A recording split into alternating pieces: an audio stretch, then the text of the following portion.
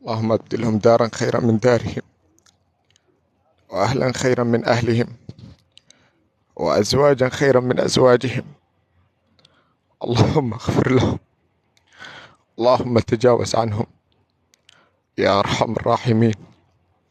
اللهم إنك عفو تحب العفو فاعف عنهم. لا إله إلا أنت. اللهم إنهم خرجوا من دار الدنيا، وها هم بين يديك، هم ضيوف عندك، هم عبيدك. اللهم اعف عنهم، اللهم اغفر لهم، اللهم تجاوز عنهم.